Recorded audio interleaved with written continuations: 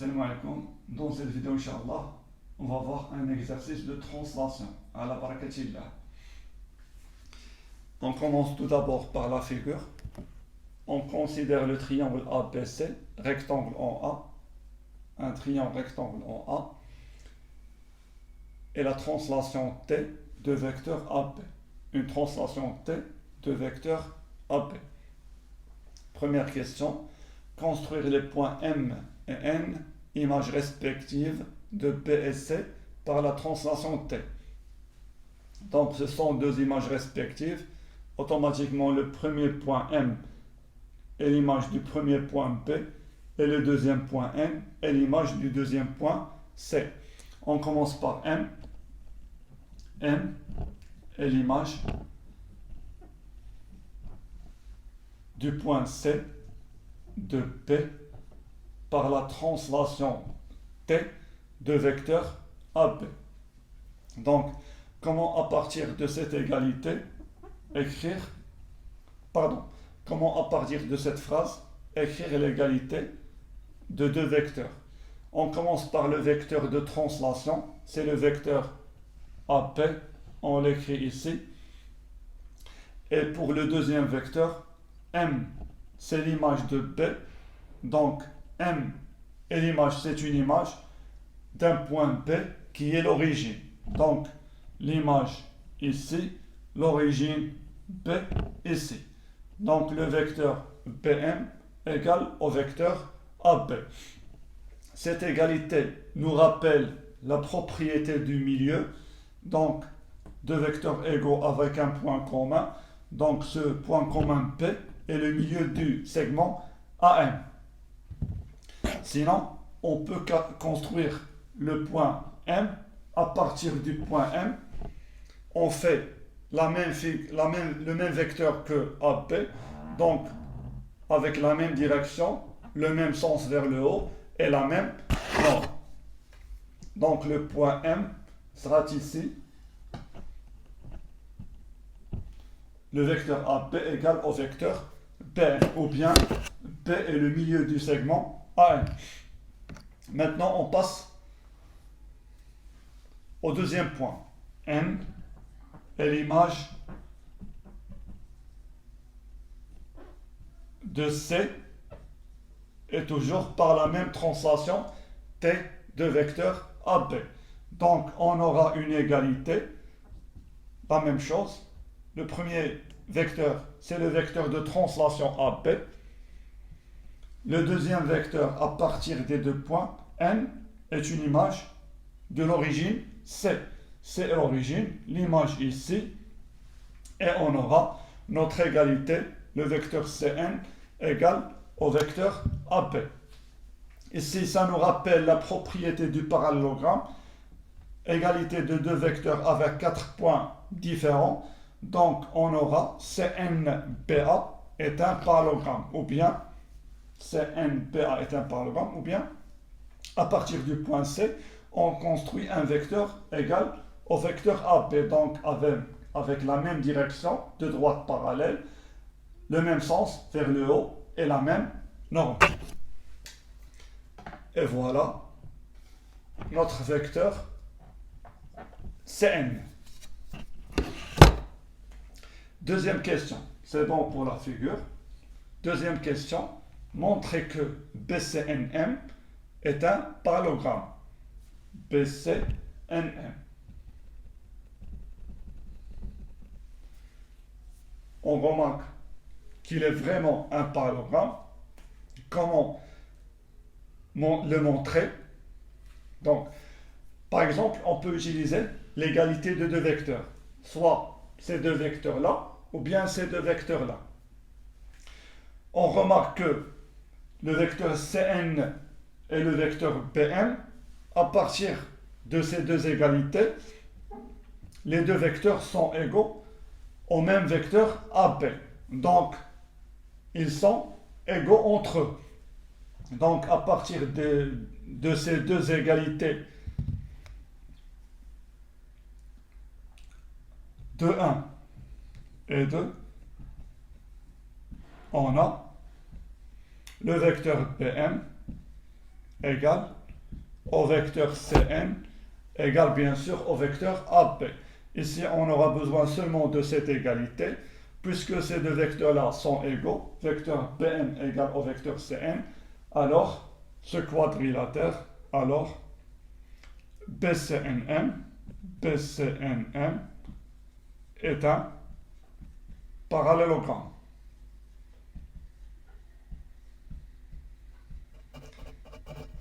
Ça, c'est pour la deuxième question.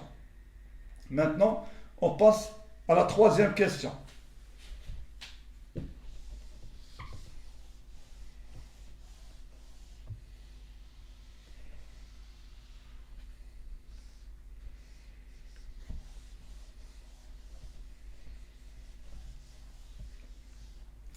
Pour la troisième question, déterminer l'image de M par la translation qui transforme P en C. Maintenant, c'est pas pareil que l'exemple précédent. Ici, on n'a pas de vecteur de translation, on a une translation qui transforme P en C. D'abord, on cherche à déterminer l'image de M. M, c'est un point, donc son image est sûrement un point. Ce n'est pas un point quelconque, M', etc. C'est un point qu'on a dans notre figure. Donc c'est un point parmi ces points-là. Donc comment le chercher? On va essayer d'abord d'écrire cette phrase sous forme d'une égalité. On cherche un point. Ce point-là est l'image du point M. Donc on aura un vecteur M, son image. M, c'est l'origine. M, c'est l'origine, parce qu'on cherche son image. M, le point qu'on cherche, on ne sait pas encore c'est quoi ce point, égale le vecteur de translation. C'est quoi le vecteur de translation? C'est une translation ici qui transforme B en C. On a transformé B en C.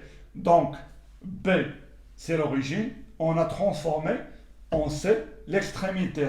Donc ici, le vecteur, ça, le vecteur BC.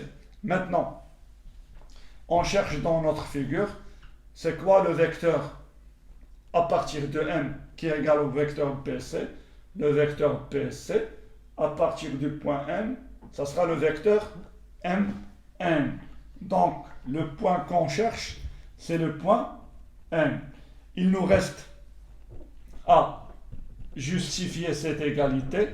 Si on arrive à la justifier, donc, automatiquement, N est l'image du point P par la translation qui transforme B en C. Comment justifier cette égalité? Le vecteur Mn égale au vecteur BC. Ça nous rappelle un parallélogramme. On a déjà montré dans la question précédente que BCNM est un parallélogramme. Alors, ces deux vecteurs-là, BC et Mn, sont égaux. Par suite, N est l'image de M par la translation qui transforme B en C. Comment rédiger cette démonstration? Donc, on commence par B, C, N, M est un parallélogramme.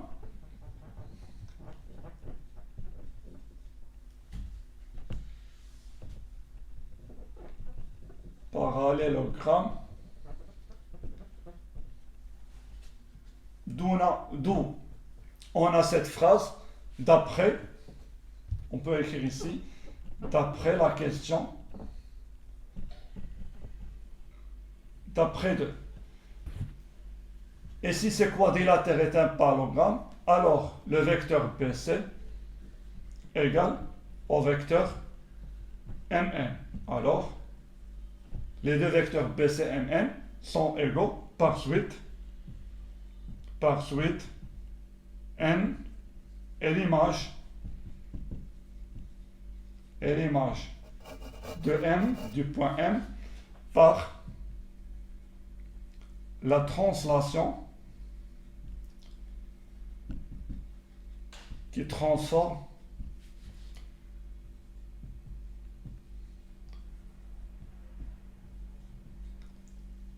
P en C. Maintenant, on passe à la quatrième question A. déterminer l'image de BAC, de l'angle BAC, par la translation T, la première translation T de vecteur AB. Premièrement, c'est quoi l'image d'un angle? C'est un angle. D'accord. Donc, n'oubliez pas ça.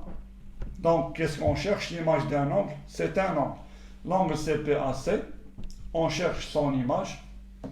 Son image par la translation de vecteur AP. Sûrement, ça sera un angle. Comment le trouver? On doit chercher les images des 3 points, à condition le sommet de cet angle soit l'image du sommet de l'angle BAC. Donc, c'est quoi l'image de P avec la translation T de vecteur AP?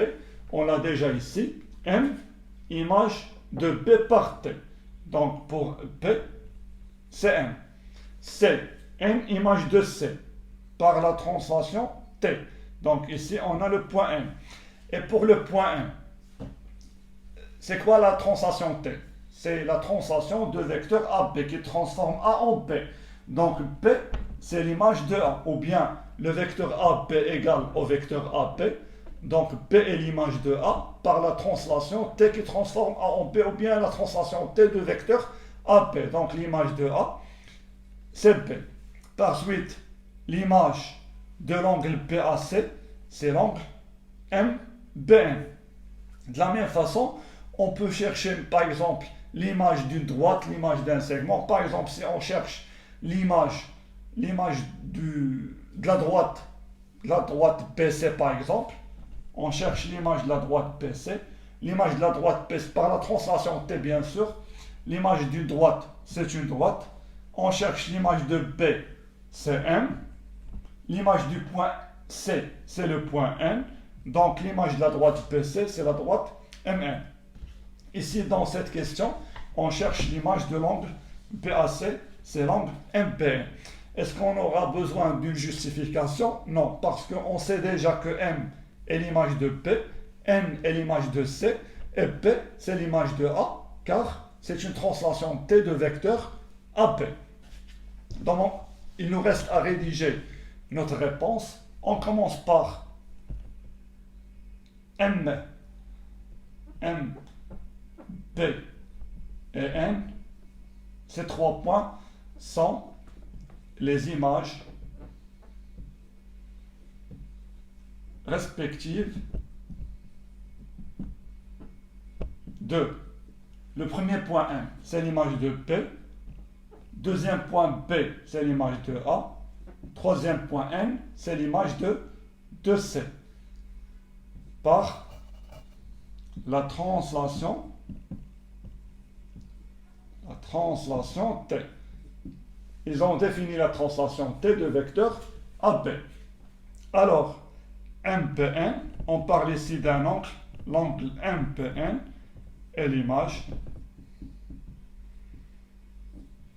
de l'angle BAC par la translation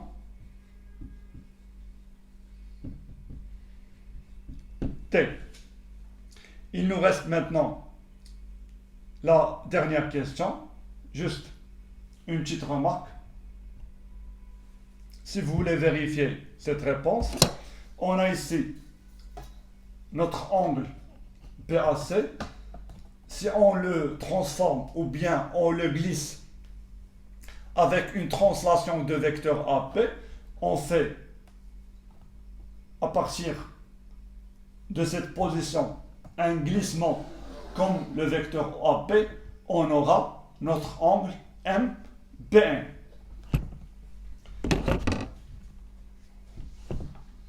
Quatrième question, B.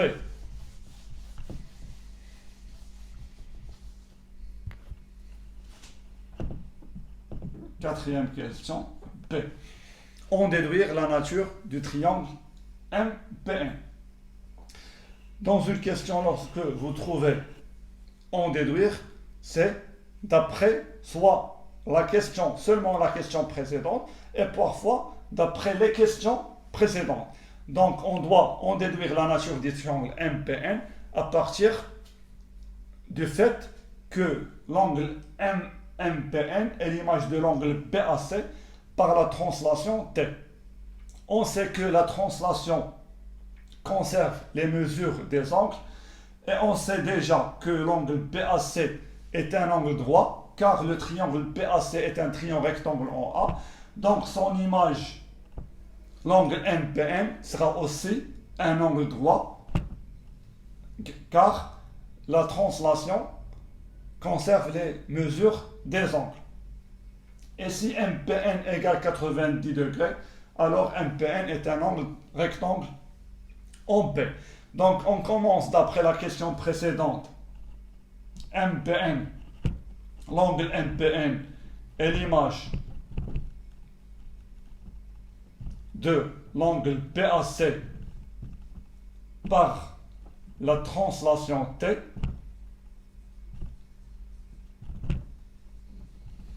Donc,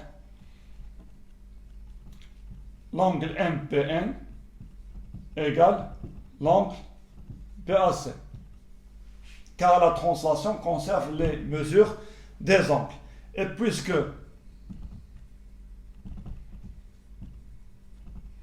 l'angle BAC égale 90 degrés, pourquoi? Car ABC est un triangle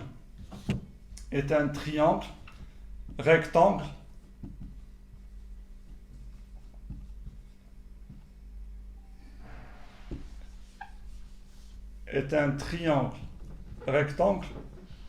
en A. Alors, l'angle MPN égale aussi 90 degrés. Par suite, MPN est un triangle rectangle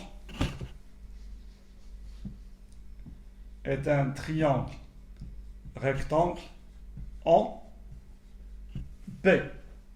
Cette vidéo est terminée. Salam alaikum wa rahmatullah.